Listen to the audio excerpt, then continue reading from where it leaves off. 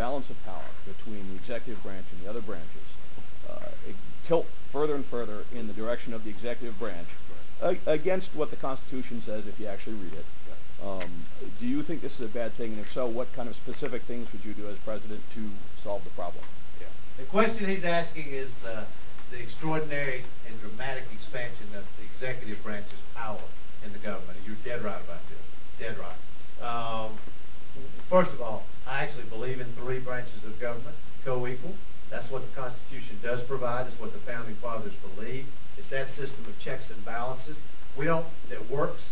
We don't have an imperial presidency, regardless of what George Bush thinks. And what we need is we need to do a variety of things. We spend too much time on this, but we'll try to do it as quickly as I can. First, we're going to stop doing things like using signing statements to change the law.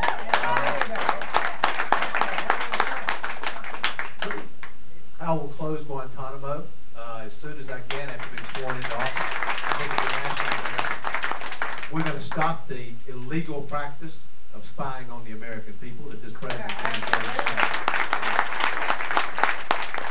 I find it so offensive that in my country that I love so much that we're having a debate about what kind of torture is permissible.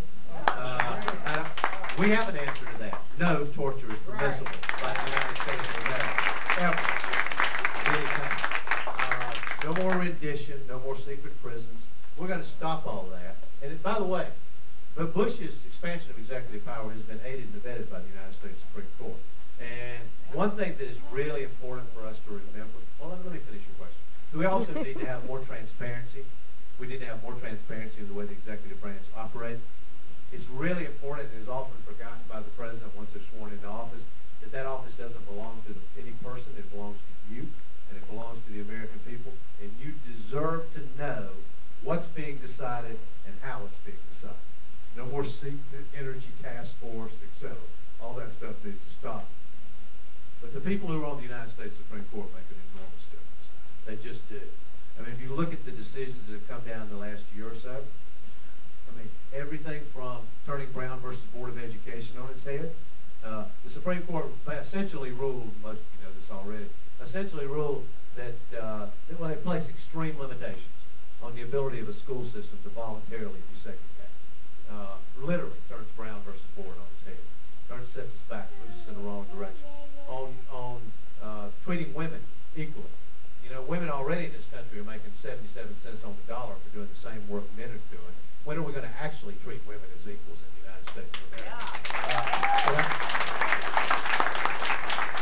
The U.S. Supreme Court ruled that a woman could work side by side with a man in an assembly line for many years, and if she discovered that she's making, 60 cents or 70 cents on the dollar of what he's making for doing exactly the same work, that the only part she can recover for is the last 6 months because she should have found out about it earlier. I mean, really, this is the kind of insanity we're getting out of the United States Supreme Court. A woman's right to choose and right to privacy is under threat. So it's really important that we win the White House so that we can put people on the Supreme Court who actually believe, this goes full circle back to your question, who actually believe in the Constitution and the Bill of Rights. That's what we want.